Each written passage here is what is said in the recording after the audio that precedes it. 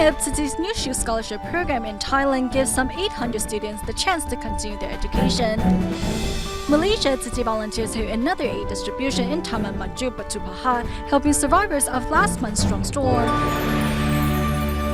Welcome to DaAi Headlines. I'm Helen Now. Thank you for joining us. In Thailand, to help students in need stay in school, Tzu Chi volunteers begin awarding new shoe scholarship and since May have helped nearly 800 elementary and junior high school students.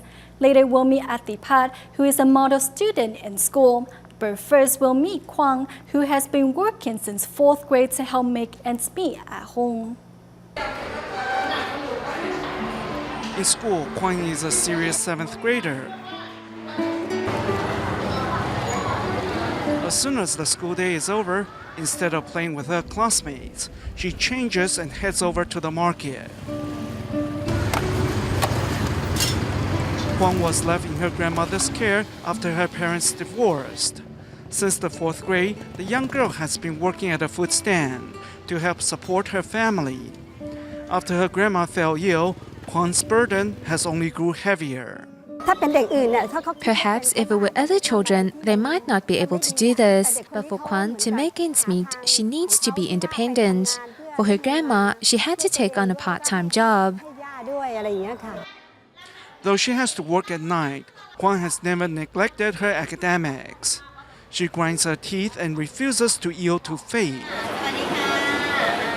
The Tzu Chi scholarship is a great help. Sometimes when we run out of money, this gift of love helps me and lessens the burden on my family. Knowing that the scholarships they give out just might save a family, since May, Thailand's Tzu Chi volunteers have visited a total of 58 elementary and junior high schools and awarded 784 scholarships. Though the school provides students with free textbooks, their workbooks, stationery, uniforms and clothes are still out of our own pocket. So after we receive the Tzu Chi scholarship, I will buy those items for my child.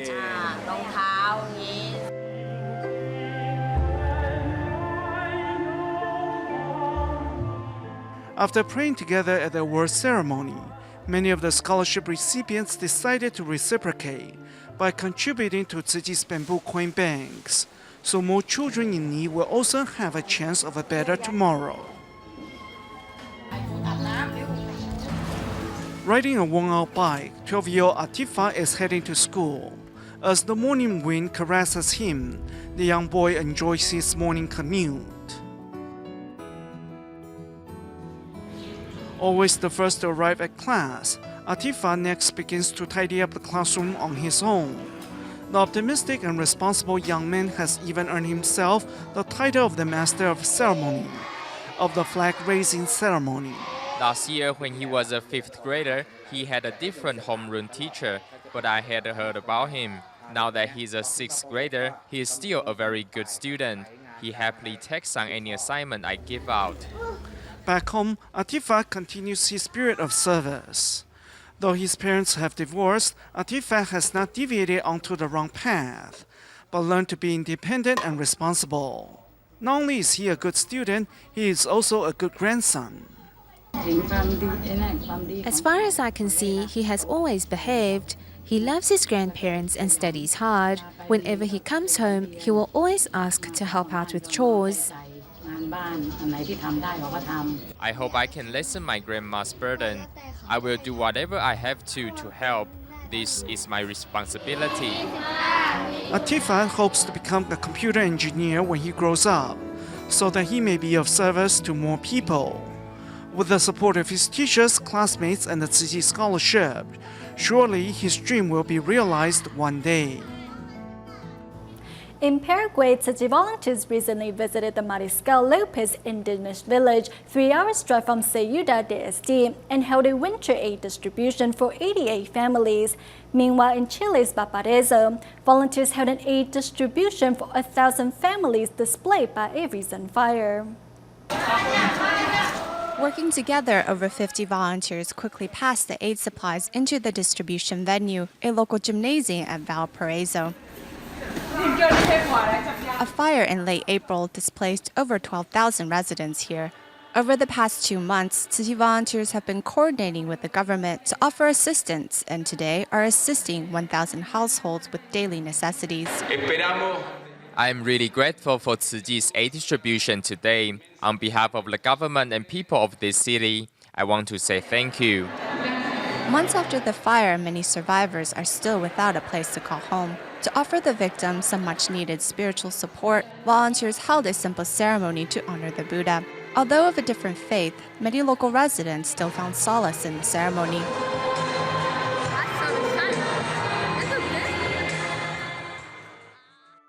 Also in South America, Paraguay Tzu Chi volunteers were finally able to hold a winter distribution at Marisco Lopez Indigenous Village in late June, as earlier, roads to the village were flooded due to heavy rains.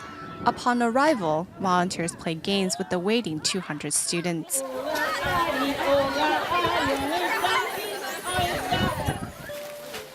Since the school was established by Tzu Chi 10 years ago, volunteers have been holding winter aid distributions to help locals get through the winter days. This year, 88 families received help. The clothes ensure the children stay warm, while the books to keep them company for the winter days ahead.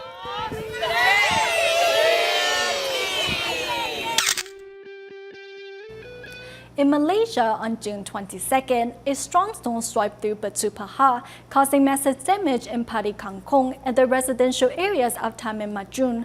Upon learning of the news, Tzu Chi volunteers immediately arrived in Padi Kangkong on the same day to hand out aid supplies and consolation cash to the victims.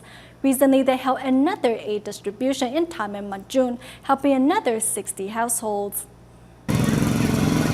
The storm that swept through Batu Pahat damaged many of the zinc sheets that locals use as roofing. Surizam binti Salama's house was no exception. Her kitchen roof now leaks, while the roof of her bathroom was completely blown away. Yes, I was terrified because my child was at home. What's important is that my child is safe. Although many of our things were damaged, what matters is that my child is unharmed. This octogenarian who has lived here for 60 years says such a storm has never been seen here before. Norizam binti Salam says the terror of the storm still lingers in her heart. It's as if someone was trying to catch something. If you had high blood pressure, you would have definitely passed out. The disaster area spans 5 kilometers in radius, with Parik Kangkong being the hardest hit. There, Tzu Chi volunteers visited each household to hand out consolation cash. Many people have come to care for us. We feel safe and supported. Tzu Chi volunteer Chen Tianlai arrived early at the disaster area to help, and after his meeting at noon, returned again at 6 p.m., hoping to offer as much support as possible to help disaster survivors get through this difficult time. 3 days after the storm, Tzu Chi volunteers organized another aid distribution in Taman Maju, providing financial aid for disaster survivors. Thanks to Tzu Chi, Ms. Zhang now won't have to use her child's tuition to repair her home.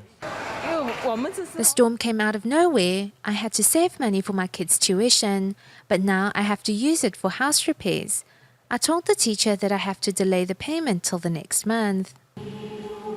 Over 60 households were affected by the storm. Thankfully, Tzu Chi's material and emotional support has given local residents the strength to go on.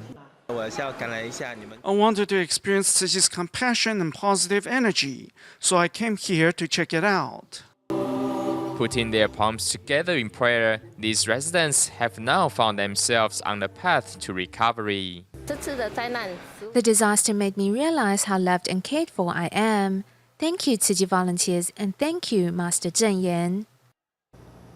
In the Philippines, Tzu Chi volunteers continue to deliver rice from Taiwan to those in need. This time, distributions were carried out in San Juan and Tongdong's Happy Land slum in Metro Manila. In response, officials from the Taipei Economic and Cultural Office and even members of Europe's Youth for Sustainable Development Assembly came to lend a helping hand. At Tzu Chi's rice distributions in Manila, members of Europe's Youth for Sustainable Development Assembly, who will be volunteering in the Philippines for a year, happily lower themselves and ask aid recipients to share their love through Tzu Chi's bamboo coin bank. Noi Heng from Malaysia is here on business with her husband, but decides to help out after visiting the local Jing hall. I think people in the Philippines have a hard life. They have encountered so many disasters. This is my first time volunteering, and I am really glad and feel happy to be here. At the distribution in Tondo's Happy Land slum, volunteers noticed Teresita, who crawls on the ground because of polio. After helping her carry her 20-kilogram bag of rice home, volunteers found Teresita's son, who suffers cerebral palsy, lying in a space no bigger than 3 square meters. I worry about my son the most. If I pass on, he will have no one to care for him. We have no money to buy drugs. All we can do is pray to God. At the distribution in San Juan, officials from the Taipei Economic and Cultural Office also volunteer their time to help residents feel the love from Taiwan. We're very thankful for the help Tzu Chi has extended to our city over the past few years. More and more of our citizens have received help from the Tzu Chi Foundation.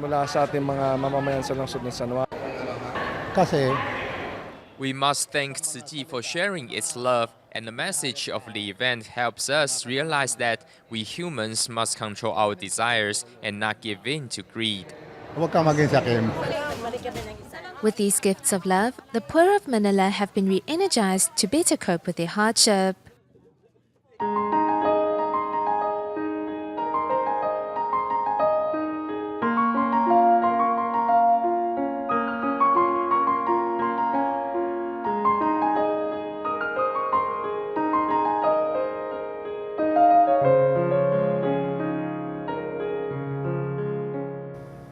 To give high-end survivors in the Philippines a safer place to call home and continue their education, for the past 3 months, Tzu Chi volunteers in Taiwan have been building prefabricated buildings around the clock.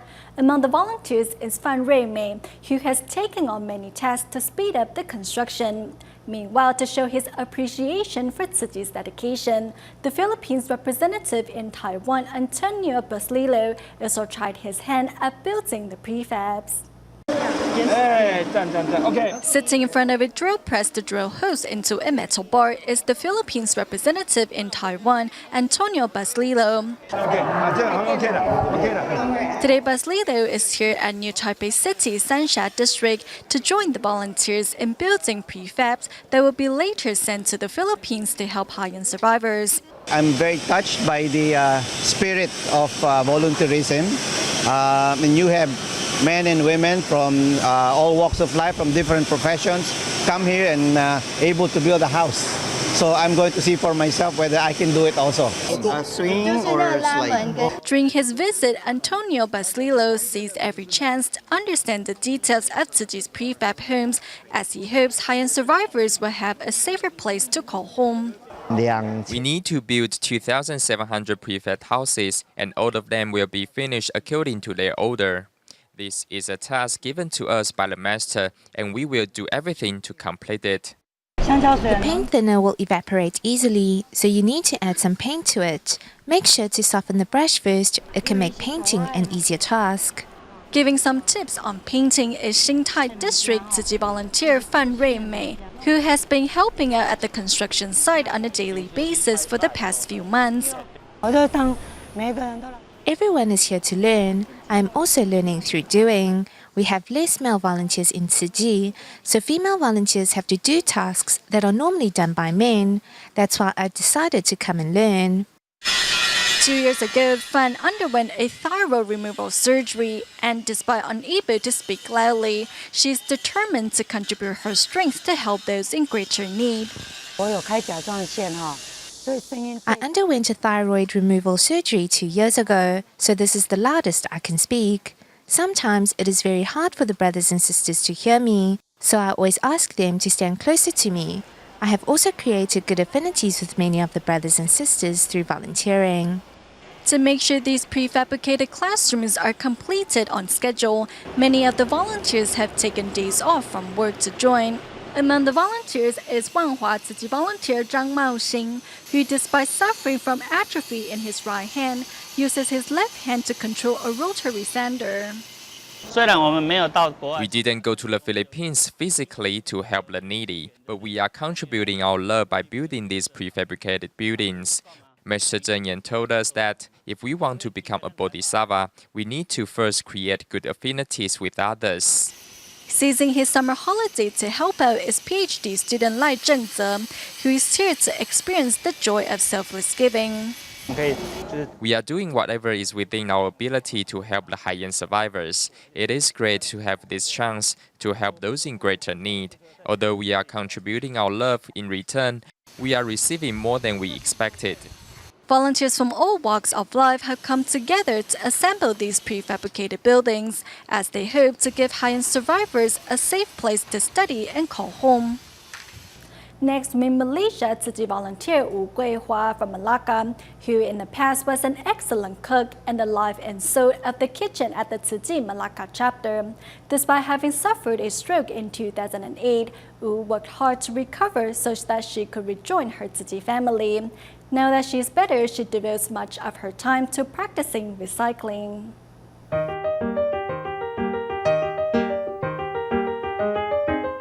Without any time for rest, this is the life of recycling station volunteer Wu Guihua. I take care of the meals and the recycling. I show them how to sort recyclables. When we have a newcomer, I take care of them. When there is a delivery, I have to check and see what is brought in. With her energy levels at 120%, this is what her counterparts have to say about her. She cares for everybody. In the past, Wu was a kitchen volunteer and could easily carry 2 tubs of vegetables on her own. However, in 2008, a sudden stroke changed her life. I felt ill and couldn't move around much. I felt a lot of self-pity at the time. Eager to rejoin her fellow volunteers, Wu worked hard at her rehab. Immediately after she got better, she returned to her Tzu Chi family. This time, she has chosen the recycling station as her cultivation ground, practicing recycling 6 times a week. We are meant to do something with our lives. If we spend it on rest, we will think too much unnecessarily. When I got better, I returned to my post. Better yet, Wu also brought her husband to the recycling station to help repair discarded electrical appliances. I am already in my 60s. If we are not diligent now, then when will there be a good time? So now we are both diligently practicing recycling. Now healthy once more, Wu is as determined as ever to walk the Tzu Chi path with diligence and determination. Tzu Chi has a recycling point just outside of Foo Sun Chuen shopping complex in Kowloon, which just celebrated its 4th anniversary. Over the years, the point has turned recycling into a movement where local residents have developed the habit of bringing their sorted recyclable from home to be deposited here. Just outside of Foo Sun Chuen's shopping complex, Tzu Chi has established a recycling point for 4 years, where residents come to deposit their assorted recyclables. Before I came here, I had thought we would be in some sort of a building, but as it turns out, you can recycle anywhere. Knowing that recycling helps protect our environment, 6 teachers from RTC Gaya School are here to learn more, turning the recycling point into a classroom. Before I came, my friends warned me about the danger of sorting garbage because there might be used needles hidden inside. I thought this place would be filthy, but on the contrary, it's quite clean. This is nothing like what I have imagined. My first impression is the enthusiasm of the volunteers. They are also happy and full of smiles. Also, I'm impressed by the community's support. Residents here have already developed the habit of sorting their garbage before bringing it here. Besides brushing up on environmental concepts, the teachers are especially impressed by the solidarity of the community and hope to replicate the same atmosphere when they go back. In China's Jiangsu, every week at a shopping square inside Suzhou's industrial park, Tzu Chi hosts a recycling event where residents come by with their save-out recyclables. Among the many local volunteers pitching in is Tzu Chi Care recipient Liu Yanghui. Once a week, this community brings their saved recyclables to the Tzu Chi recycling point.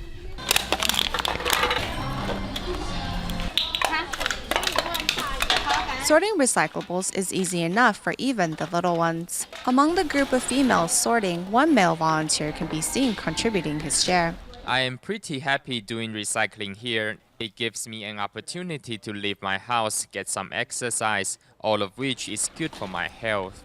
Liu Yanghui suffers from kidney disease that leaves his face with a yellow sheen.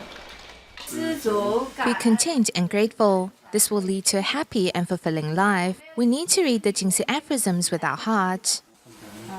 Despite his high medical fees, Liu insists on donating 10% of the subsidy Tzu Chi gives him back to Tzu Chi. Thankfully, I'm still here with you today. If it wasn't for Tzu Chi, I don't think I would still be standing here. He said, all I have left is my body, so whichever part can be used, you can donate it for me. Please find an organization for me to donate my organs. I was really moved by that statement. Inside Liu's home, almost everything is secondhand. And with nothing else to his name, Liu plans to do the little that he can to benefit others and donate his organs. In Taiwan, on June 30th, the curtain came down on 12 years of history at the Jing Books and Cafe at Novel Hall. However, before closing its doors forever, a farewell event was hosted on the 28th.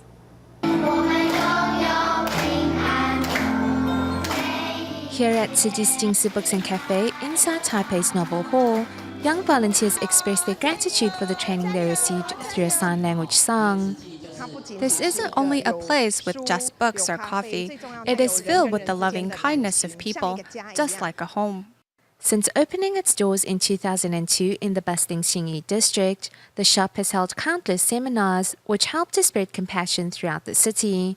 Many long-term volunteers were even inspired to maximize their skills by working at the bookstore. At times, I can lead my own study group and really let's all because of the experience I gained here.